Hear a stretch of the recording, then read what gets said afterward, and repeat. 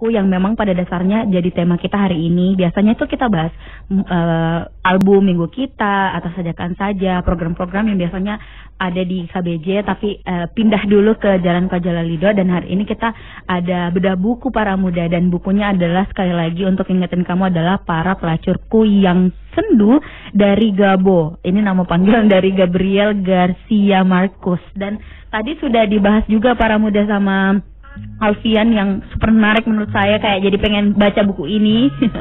Tapi langsung saja mungkin ya, Alfian, kalau boleh dilanjutin tentang tema, biasanya kan jadi headline dari setiap buku dan pemikiran-pemikiran yang coba diangkat sama Gabo di buku ini. Menurut Alfian gimana? Ya, oke.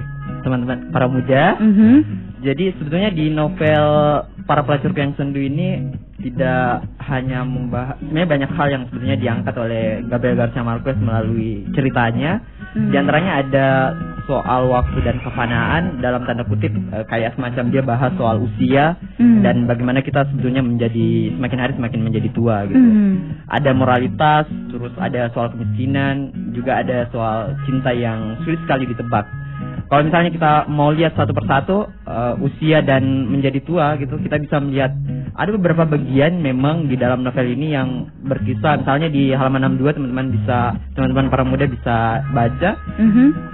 Jadi Gabo menulis seperti ini. Dia bilang, usia bukanlah masalah berapa umurmu, tapi bagaimana kamu merasakan ketuaan itu gitu. Jadi Gabo menulis seperti itu. Dan bagian yang lain juga, misalnya si tokoh aku ini, si profesor yang 90 tahun jatuh cinta kepada umur yang 14 tahun itu, dia kemudian bilang bahwa dia mendengarkan temannya mengatakan bahwa gejala pertama usia tua itu adalah ketika kamu mirip ayahmu.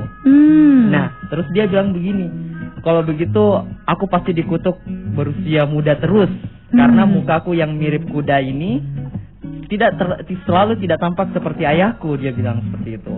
Jadi dia banyak berkisah soal seperti itu, soal bagaimana kita merasakan ketuaan gitu. Dan misalnya di halaman 103 dia juga menyebutkan bahwa ketuaan itu sebetulnya bukan hanya soal bagaimana kita merasakannya, karena kamu tidak merasakan ketuaan, tapi orang bisa melihat ketuaan itu dari luar gitu.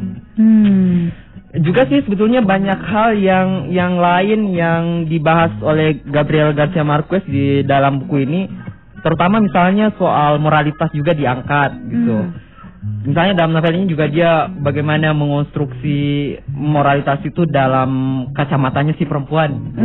Jadi nanti ada kisah-kisah, misalnya kan di novel ini ada tokoh Damiana gitu. Si tokoh ini adalah salah satu pembantu dari si tokoh aku. Jadi gaya berceritanya si aku. Jadi aku ini adalah seorang profesor 90 tahun lalu jatuh cinta dengan seorang pelacur muda yang perawan usianya 14 tahun.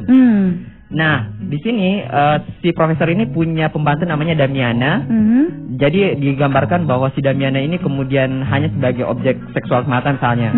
Jadi ketika misalnya lagi cuci pakaian, terus si profesor ini lagi penuh hasrat gitu, langsung diperlakukan sangat seksual gitu.